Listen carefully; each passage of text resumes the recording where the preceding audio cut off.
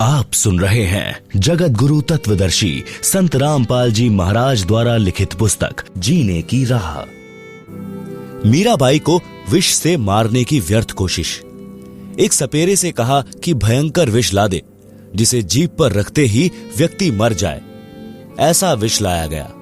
राजा ने मीरा से कहा कि यह विष पी ले, अन्यथा तेरी गर्दन काट दी जाएगी। मीरा ने सोचा कि गर्दन काटने में तो पीड़ा होगी, विष पी लेती हूं। मीरा ने विष का प्याला परमात्मा को याद करके पी लिया, लेकिन उन्हें कुछ नहीं हुआ। सपेरा बुलाया और उससे कहा कि यह नकली विष लाया है।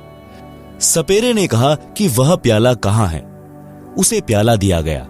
सपेरे ने उस प्याले में दूध डालकर एक कुत्ते को वहीं पिला दिया। कुत्ता दूसरी बार जीभ भी नहीं लगा पाया था, मर गया। राजा ने देख लिया कि यह किसी तरह मरने वाली नहीं है, तब उसको मंदिर जाने से नहीं रोका। उसके साथ कई नौकरानी तथा पुरुष रक्षक भी भेजने लगा कि लोग यह नहीं कहेंगे कि आवारागर्दी में जाती है। मीरा को सतगुरु शरण मिली। जिस श्री कृष्ण जी के मंदिर में मीराबाई पूजा करने जाती थी, उसके मार्ग में एक छोटा बगीचा था। उसमें कुछ घनी छाया वाले वृक्ष भी थे। उस बगीचे में परमेश्वर कबीर जी तथा संत रविदास जी सत्संग कर रहे थे। सुबह के लगभग 10 बजे का समय था। मीरा जी ने देखा कि यहाँ परमात्मा की चर्चा या कथा चल रही है। कुछ देर सुनकर चलते हैं। परमेश्वर कबीर जी ने सत्संग में संक्षिप्त सृष्टि रचना का ज्ञान सुनाया। कहा कि श्री कृष्ण जी यानी श्री विष्णु जी से ऊपर अन्य सर्वशक्तिमान परमात्मा है। जन्म मरण समाप्त नहीं हुआ तो भक्ति करना न करना समान है। जन्म मरण तो श्री कृष्ण जी श्री विष्णु जी का भी समाप्त नहीं है। उसके पुजारियों का कैसे होगा? जैसे हिंदू संत जन कहते हैं कि गीता का ज्ञान श्री कृष्ण अर्थात श्री विष्णु जी ने अर्जुन को बताया। गीता ज्ञान दाता गीता अध्याय 2 श्लोक 12, अध्याय 4 श्लोक 5, अध्याय 10 श्लोक 2 में स्पष्ट कर रहा है कि हे अर्जुन, तेरे और मेरे बहुत जन्म हो चुके हैं। तू नहीं जानता, मैं जानता हूं। इससे स्वसिद्ध है कि श्री कृष्ण जी का भी जन्म मरण समाप्त नहीं है, यह अविनाशी नहीं है। इसीलिए गीता अध्याय 18 श्लोक 62 में गीता बोलने वाले ने कहा है कि हे भारत, तू सर्वभाव से उस परमेश्वर की शरण में जा। उस परमेश्वर की कृपा से ही तू सनातन परम धाम को तथा परम शांति को प्राप्त होगा। परमेश्वर कबीर जी के मुख कमल से ये वचन सुनकर परमात्मा जी के लिए भटक रही आत्मा को नई रोशनी मिली। सत्संग के उपरांत मीराबाई जी ने प्रश्न किया कि हे महात्मा जी, आपकी आज्ञा हो तो शंका का समाधान करवाऊं। कबीर जी ने कहा कि प्रश्न करो बहन जी। प्रश्न: हे महात्मा जी, आज तक मैंने किसी से नहीं सुना कि श्री कृष्ण जी से ऊपर भी कोई परमात्मा है। आज आपके मुख से सुनकर मैं दोराहे पर खड़ी हो गई हूँ। मैं मानती हूँ कि संत झूठ नहीं बोलते। परमेश्वर कबीर जी ने कहा कि आपके धार्मिक अज्ञानी गुरुओं का दोष है, जिन्हें स्वयं ज्ञान नहीं कि आपके सदग्रंथ क्या ज्ञान बताते हैं।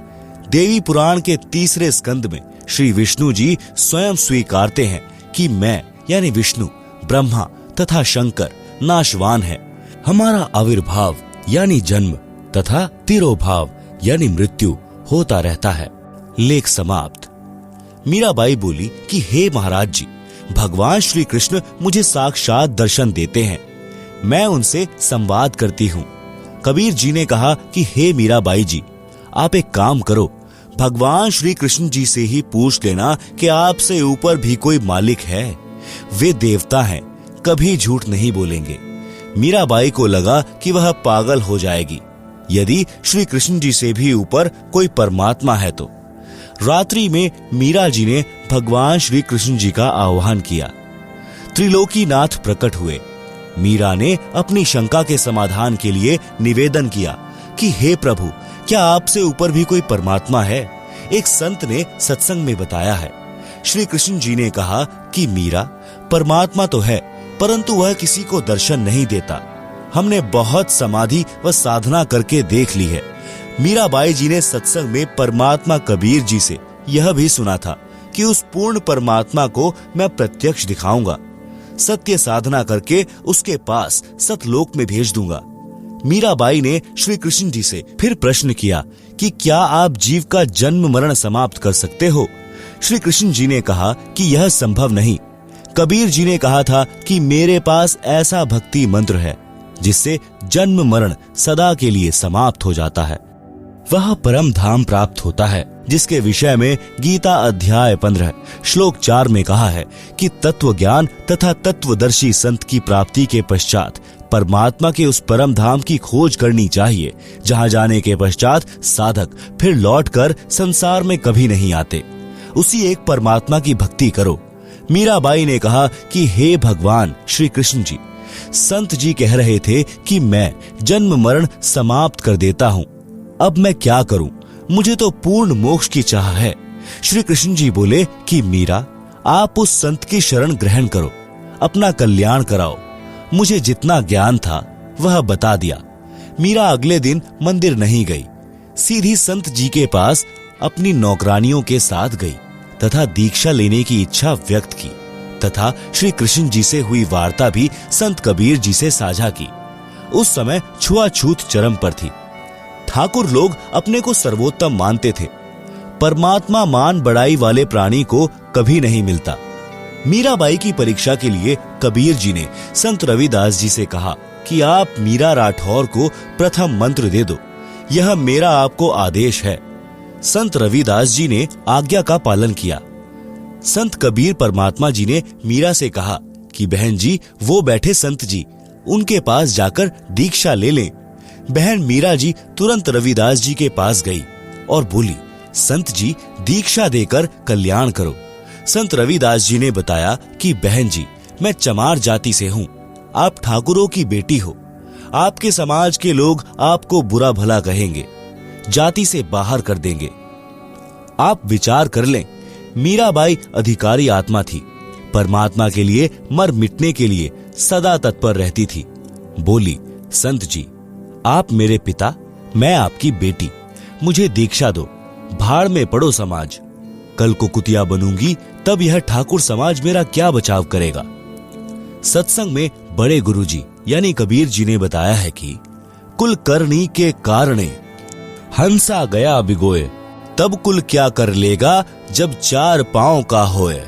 शब्दार्थ, कबीर परमेश्वर जी सतर्क कर रहे हैं कि हे भक्त यानी स्त्री पुरुष जो कुल परिवार व संसार की शर्म के कारण भक्ति नहीं करते, कहते हैं कि घर परिवार वाले व संसार के व्यक्ति मजाक करेंगे कि नाम दीक्षा लेकर दंडवत प्रणाम करते हो, अन्य देवी देवताओं की पूजा नहीं करते हो, श्राद्ध पिंडदान नहीं करते हो, तुम्हें शर्म आनी चाहिए।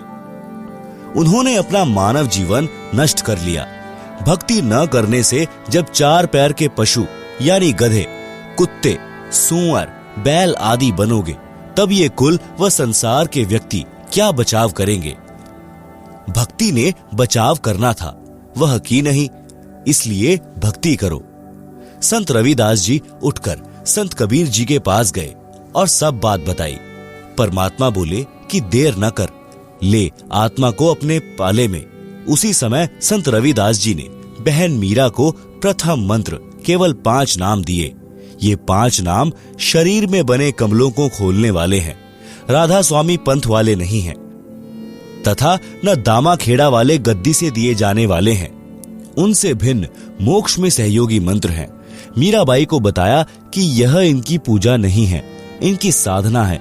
इनके लोक में रहने के लिए, खाने पीने के लिए जो भक्ति धन चाहिए है वह इन मंत्रों से ही मिलता है। यहाँ का ऋण उतर जाता है, फिर मोक्ष के अधिकारी होते हैं। परमात्मा कबीर जी तथा संत रविदास जी वहां 1 महीना रुके। मीराबाई पहले तो दिन में घर से बाहर जाती थी, फिर रात्रि में भी सत्संग में जाने लगी, क्योंकि सत्संग दिन में कम तथा रात्रि में अधिक होता था। कोई दिन में समय निकाल लेता, कोई रात्रि में।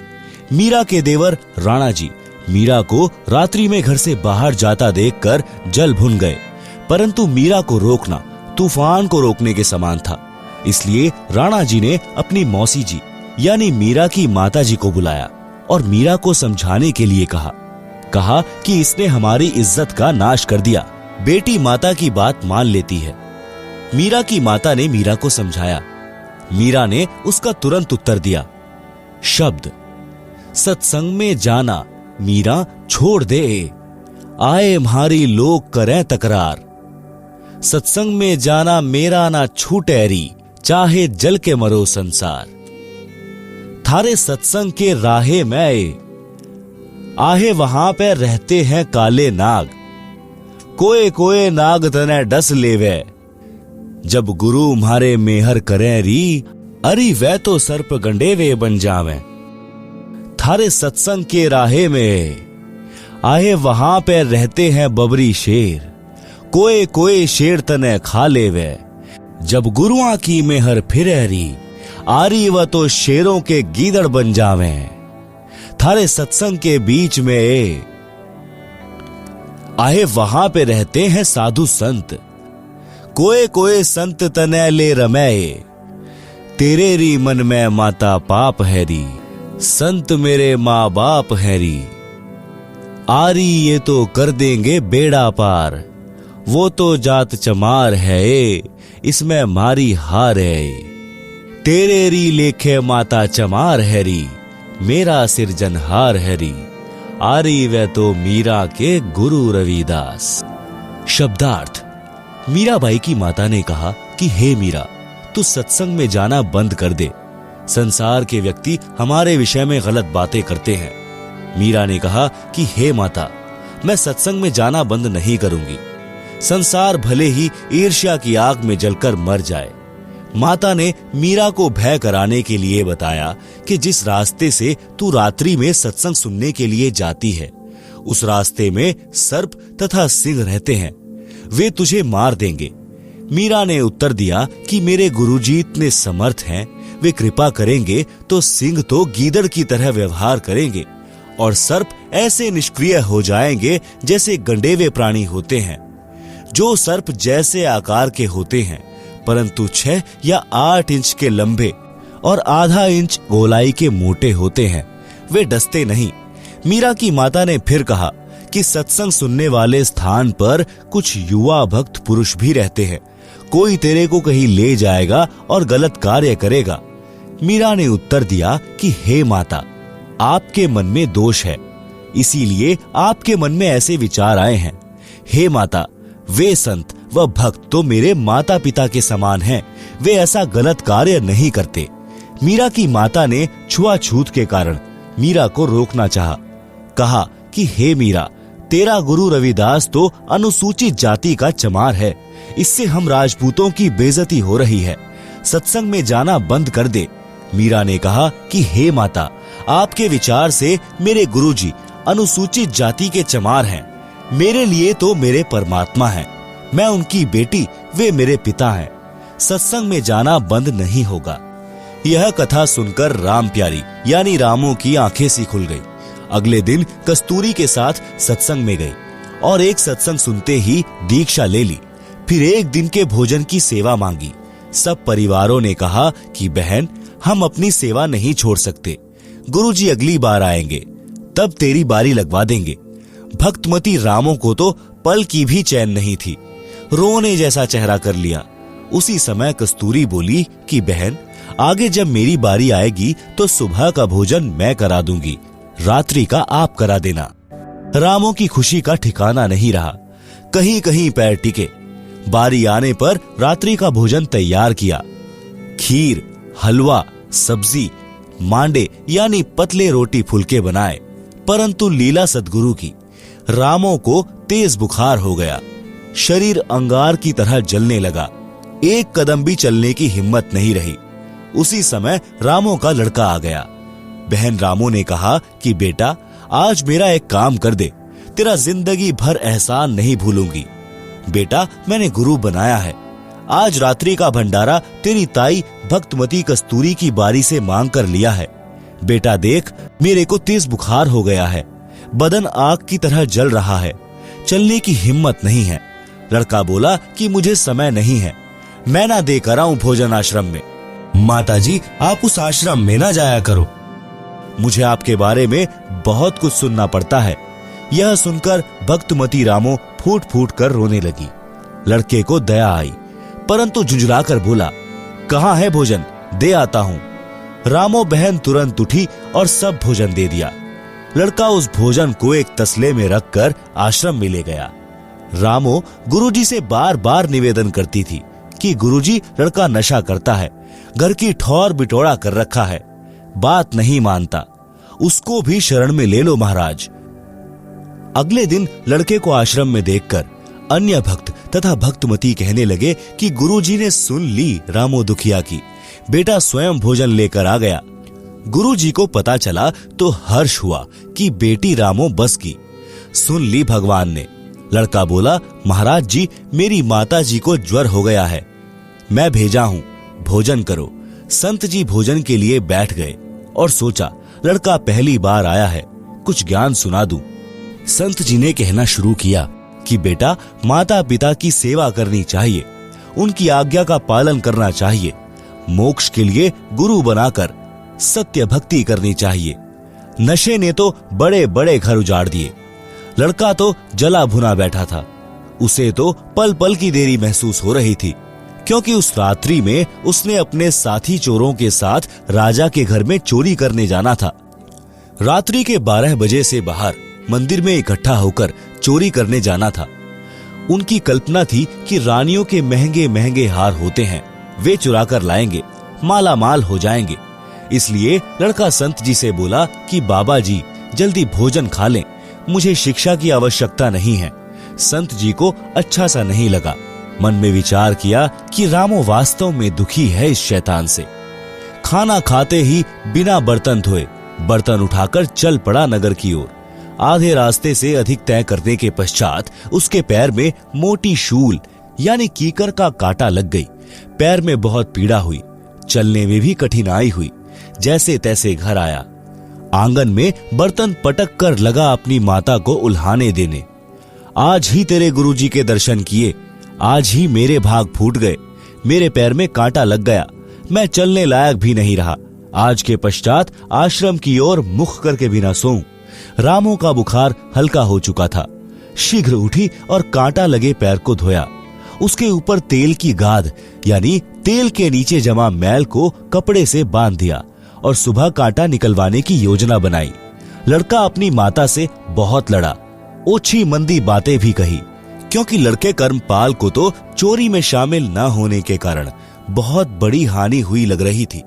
जैसे तैसे सुबह हुई, लड़के का कांटा निकलवा दिया। आप सुन रहे हैं जगत गुरु तत्वदर्शी संत रामपाल जी महाराज द्वारा लिखित पुस्तक जीने की राह का पेज नंबर 93। माता यानी रामो घर के कार्य में लग गई।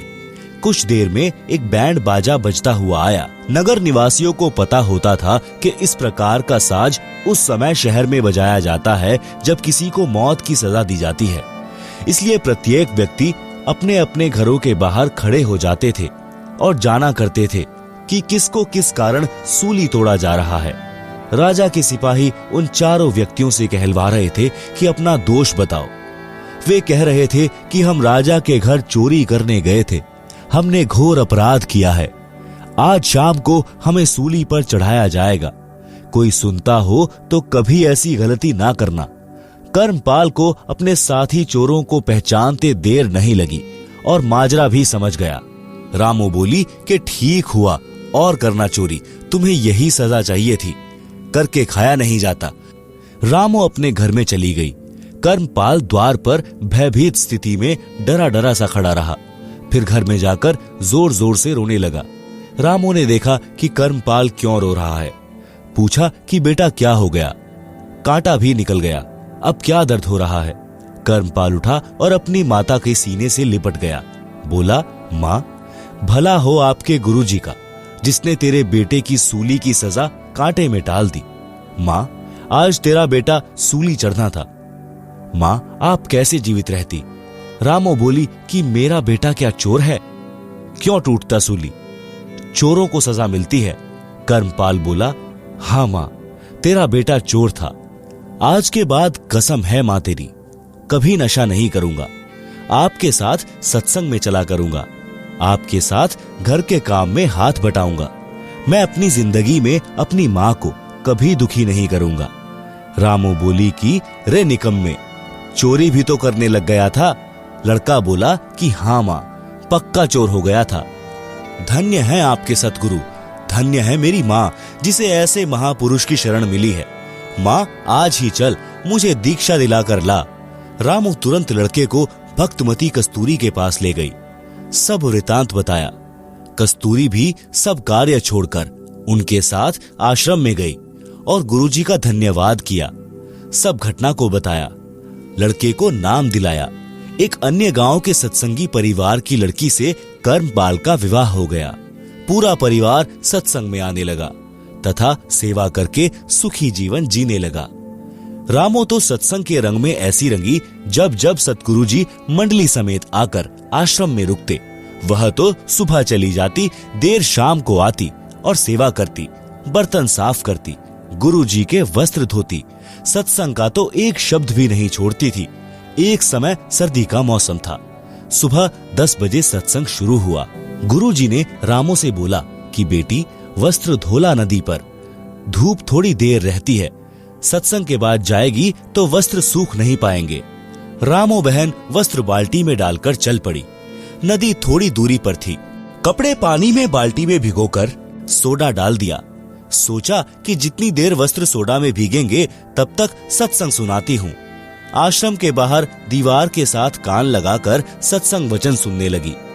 सत्संग समापन पर सत साहिब की ध्वनि सुनी तो रामो को कपड़े याद आए। दौड़ी दौड़ी नदी की ओर चली और डरी हुई थी कि आज तो गलती हो गई, गुरुजी के वचन की अवहेलना हो गई, मेरे ऊपर डांट पड़ेगी। गुरुजी नाराज हो गए तो मेरी तो सेवा पर पानी फिर जाएगा। हे भगवान, यह कौन बनी। इन्हीं विचारों में नदी पर पहुंची तो देखा कि बाल्टी खाली थी और वस्त्र धोकर झाड़ियों पर सुखा रखे थे जो सूख चुके थे। रामो उन बहनों से बोली जो पहले से नदी पर अपने वस्त्र धो रही थी कि हे बहनों, ये वस्त्र आपने धोकर सुखाए हैं क्या? सब अन्य महिलाएं रामो की ओर देखने लगी। एक बोली कि बहन, तेरा दिमाग चल गया है क्या या मजाक कर रही है? आप स्वयं तो कपड़े धो रही थी बेसब्री होकर। हमारे भी छींटे लग रहे थे, तेरे को टोका भी था कि धीरे धीरे कपड़े धो। तू खुद झाड़ियों पर सुखा कर गई थी, अब क्या भांग का नशा कराई है? रामो रोने लगी और सब कपड़े उठाकर बाल्टी में डालकर आश्रम की ओर चली। आश्रम में किसी सेवादार ने रामो को आश्रम के बाहर बैठे सत्संग सुनते देर तक देखा था। उसने गुरुजी को बताया कि आज आपके कपड़े गीले ही रहेंगे, क्योंकि रामो तो सत्संग समापन तक बाहर दीवार के कान लगाकर सत्संग सुन रही थी, अभी गई है कपड़े धोने। इतने में रामो ने आश्रम में प्रवेश किया और कपड़े गुरुजी के पास रखकर फूट फूट कर रोने लगी। संत जी ने कपड़े छुए तो पूर्ण रूप से सूखे थे। रामो से रोने का कारण पूछा तो बताया कि गुरुजी, आपने दुखी होकर स्वयं कपड़े धोए हैं, मेरे से गलती हो गई। मैंने ऐसे ऐसे सोचा था कि कुछ देर सत्संग सुनकर कपड़े धोऊंगी, परंतु ध्यान नहीं रहा। गुरुजी बोले कि बेटी, परमात्मा कबीर जी रामो बनकर कपड़े धो गए हैं। ज्यों बच्छा गऊ की नजर में, यूं साई कू संत, भक्तों के पीछे फिरे भक्त वत्सल भगवंत। शब्दार्थ, जैसे गाय अपने बच्चे के ऊपर एक टक नजर रखती है कि कोई पशु पक्षी या मनुष्य मेरे बच्चे को मार न दे, इसी प्रकार परमात्मा अपने भक्त के ऊपर दृष्टि रखता है। जैसे गाय का बच्चा खेलता कूदता किसी ओर दौड़ जाता है तो गाय भी उसके पीछे पीछे उसकी सुरक्षा के लिए दौड़ती है। इसी प्रकार परमात्मा जो भक्तों का हितकारी है, अपने भक्तों के पीछे पीछे फिरता है, उनकी सुरक्षा के लिए साथ रहता है। परमात्मा ने अब्राहिम सुल्तान अधम को नरक से निकालने के लिए बांदी रूप स्त्री बनकर शरीर पर कोरड़े खाए थे। बेटी, दुखी ना हो, तेरा उद्देश्य गलत नहीं था। परमात्मा तो सच्ची लगन व भाव के भूखे हैं। रामो शांत हुई। सत्संग से रामो बस गई, मोक्ष भी मिला। आप सुन रहे हैं जगत गुरु तत्वदर्शी संत रामपाल जी महाराज द्वारा लिखित पुस्तक जीने की राह का पेज नंबर 95। कबीर सतगुरु शरण में आने से आई टले बला, जय भाग्य में सूली लिखी हो कांटे में टल जाए। भावार्थ, समर्थ कबीर परमेश्वर के कृपा पात्र सच्चे गुरु यानी सतगुरु से दीक्षा लेने वाले भक्त व भक्तमती की परमात्मा रक्षा करता है। यदि पूर्व जन्म के पाप के कारण साधक को मौत की सजा सूली यंत्र के द्वारा मिलनी भाग्य में लिखी हो, जो अत्यधिक पीड़ादायक होती है, तो परमात्मा उस साधक के उस मृत्यु दंड को समाप्त करके कुछ छोटा मोटा दंड जैसे पैर में कांटा लगना देकर टाल देता है। भयंकर दंड को नाम मात्र के दंड में बदल देता है, जो बहुत बड़ी बला यानी परेशानी थी।